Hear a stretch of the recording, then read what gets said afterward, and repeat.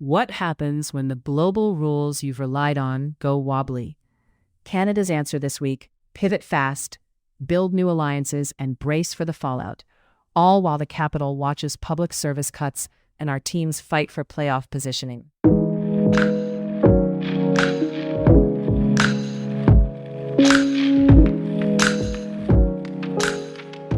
It's Wednesday, January 21st, 2026. In Ottawa, temperatures hover around -3 Celsius, with a high near zero and a low around -7, and expect periods of snow. Canada is redrawing its trade map. Almost a year of U.S. tariffs has pushed Prime Minister Mark Carney to diversify, inking deals with China and forming new partnerships with Qatar. In Davos, Carney didn't mince words. The U.S.-led rules-based order is over. His message to middle powers like Canada: don't get boxed in by any one superpower.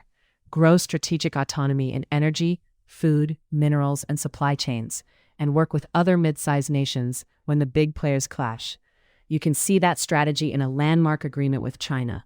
Ottawa will allow up to 49,000 Chinese electric vehicles annually at a reduced 6.1% tariff, reversing the 100% wall from 2024. In exchange, China lowers tariffs on Canadian canola seeds to 15% by March and removes tariffs on canola meal, lobsters, crabs, and peas until at least the end of 2026. Supporters call it a win for affordability and a spark for EV demand. Ontario Premier Doug Ford calls it a gut punch to the local auto sector and says he was blindsided.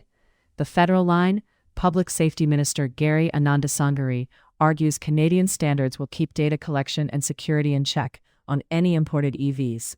The broader pivot has risks. Carney warns that global integration, once seen as universally good, is now being weaponized by major powers. The counter, he says, is not retreat, but smart diversification and resilience. For Ottawa's economy, closely tied to federal policy and research, these moves could reshape where investment flows next, especially in clean tech and critical minerals. That ties directly to AI and robotics, an area where Canada leads in talent but lags in adoption. Experts say physical AI is pushing robots beyond rigid programming so they can operate logically in messy, real-world environments. But outside of the auto sector, Canada risks missing the wave without faster adoption and more investment. The prescription: turn our research advantage into homegrown companies with quicker paths to founding, better access to capital, and test facilities to prove products. Right now, we capture only a fraction of the startups we could from our labs and grad programs. For the Ottawa Tech Corridor, from Canada to downtown, that's both a warning and an opportunity to keep talent here and scale firms locally. Local media and public service news. CBC Ottawa is launching The Highlight, a monthly newsletter with stories, events, and community features from across the National Capital Region, useful with so much in flux. Meanwhile, Ottawa's public service is bracing as Statistics Canada plans to cut 850 positions. The concern isn't just jobs, it's the data Canadians rely on. Gaps in collection could ripple through everything from housing policy to health planning and business decisions. Watch for unions, municipalities, and researchers to push hard on what programs get protected and what timelines look like. To safety and justice updates in Ontario. An 88-year-old former art teacher in Burlington has been sentenced to more than 5 years for sexually assaulting 7 male students in the 1980s.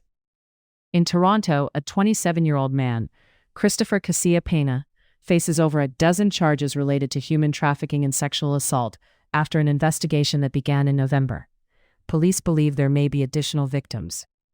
Also in Toronto, professional poker player Daniel Kwan, 39, is charged with sexual assault and other offenses, including forcible confinement, following an alleged incident at an event. Investigators say more victims may come forward. And in the Go Bus homicide case, accused Tyrell Gibson was identified as a high-risk offender with a violent past and recent non-compliance with statutory release conditions. If any of these investigations affect you, police encourage potential victims and witnesses to reach out. If you're looking to get out of the house this week, the region's stacked with events. In Ottawa, there's chocolate tasting, stand-up comedy, a film festival, and modern dance performances. Across the river, Gatineau's Fat Fest brings fat bike tours, music, and a beer tasting outdoors. Dress warm. Down the 417, Cornwall launches a new speaker series on the city's sporting history at Schnitzel's restaurant. And Carlton Place hosts its first fundraising antique sale with multiple vendors and proper treasure hunt vibes. For those heading to Toronto later this week, Winterlicious is back. Book early if there's a spot you've been eyeing. Sports time. The Toronto Raptors, 4th in the East at 25-19, visit the Sacramento Kings, who sit 14th in the West at 12-32 and 9-15 at home. Toronto leads the NBA in fast break points at 19.2 per game. RJ Barrett contributes 4.0 of those himself, so look for pace to be a weapon. If they keep the turnovers low and run, they can press Sacramento's defense into foul trouble and get to the line. For the Maple Leafs, the crease carousel continues. Anthony Stolarz, out since November 13th with a nerve issue, is nearing the end of his conditioning stint. When he returns, Dennis Hildeby is expected to head back to the Marlies after shouldering more than anyone expected alongside Joseph Woll. One subplot this season, the mental game. Woll journals to move past tough nights, a small detail that hints at how the position is as much between the ears as between the pipes. The stakes are high. This 5-game homestand is pivotal before a road-heavy stretch.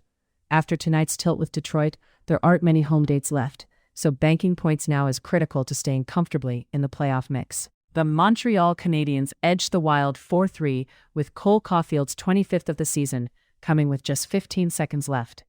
Phillip Deneau ended his goal drought on a rebound since returning to Montreal via trade.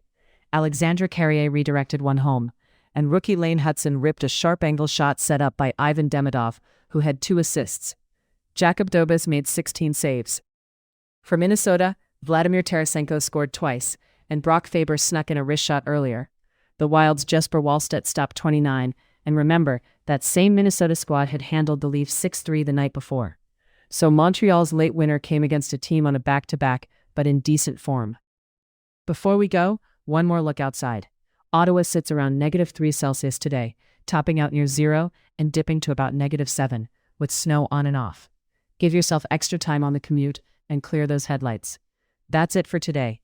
For more local stories and event picks, you can subscribe to CBC Ottawa's The Highlight, and if you're GTA bound, CBC Toronto's TO-Do List has a monthly roundup of what's happening there too.